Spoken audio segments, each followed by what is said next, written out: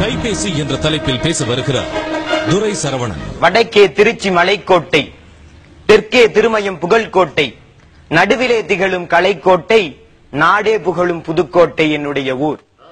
என் ஊருக்கு முதல் வணக்கம். என்னை பார்த்து கவிதை எழுதச் சொன்னார்கள்.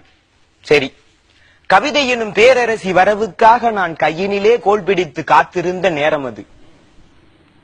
மக்கள் எல்லாம் மாக்களானார். எதனாலே? இரண்டாலே. ஒன்று விலைவாசி, மற்றொன்று கைபேசி. கைபேசி அதற்கு மேதினியில் மேன்மை தரும் சிறப்பு. நான் கை கொள்ளும் மேன்மை தரும் அதுவே என் தலைப்பு.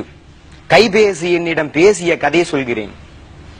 எல்லா திசைகளும் எனக்குள் அடக்கம், எல்லா திசைகளும் எனக்குள் அடக்கம், எல்லோருக்கும் என் மீதே இன்றைய மயக்கம். வடிவத்தில் சிறியவன் நான், வாமன அவதாரம் நான்.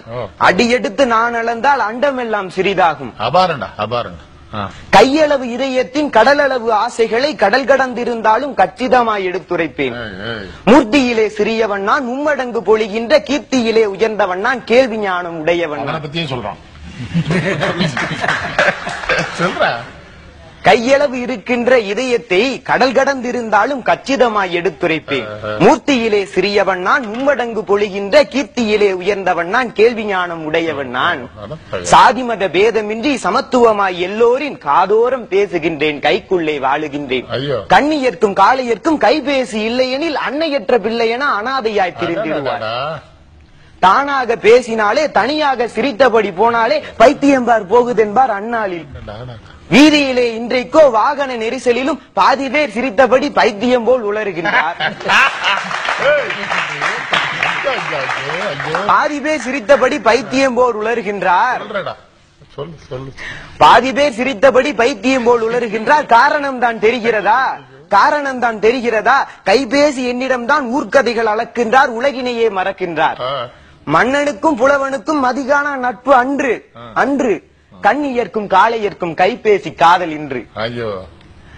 பொத்தானை மறந்தாலும், போட்டிருக்கும் சட்டையிலே பொத்தானை மறந்தாலும், புத்தகத்தை மறந்தாலும், புசித்திடவே மறந்தாலும், பெற்றோரை அத்தானை யாரைத்தான் மறந்தாலும் மனிதன் விவேக கைபேசி என்னை வித்தகனாய் மறப்பதில்லை.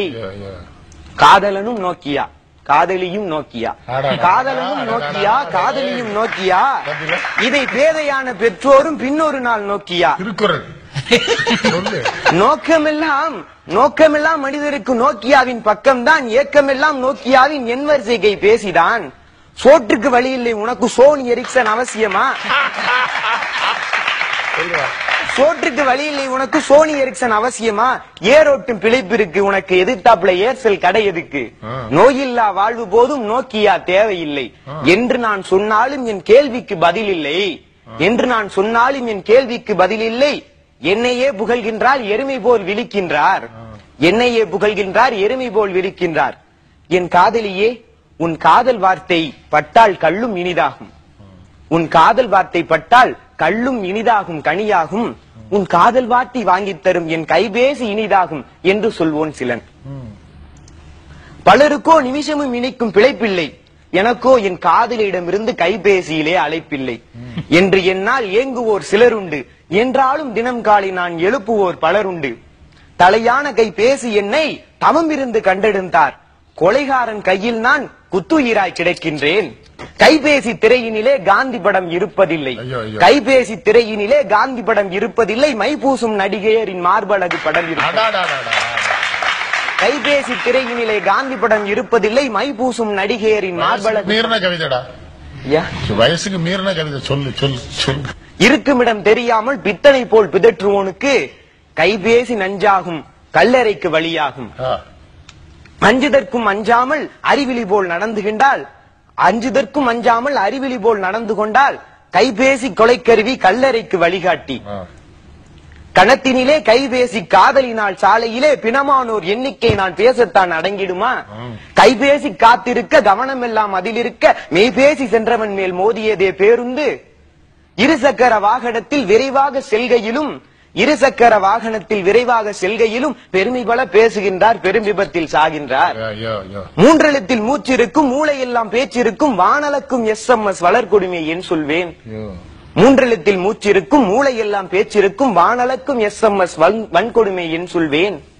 அங்குங்கெனாதபடி ஆனந்த கைபேசி, அங்குங்கெனாதபடி ஆனந்த கைபேசி எங்கெங்கும் நிறைந்திருக்கும் இவ்வுலக புதுமை கடவுள்.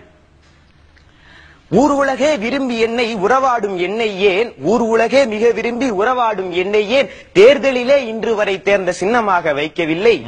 இருந்தாலும் எனக்குள்ள ஏற்றத்தை சொல்லிவிட்டேன், வரும் நாளில் சின்னமென வைக்கட்டும் தேர்தலிலே.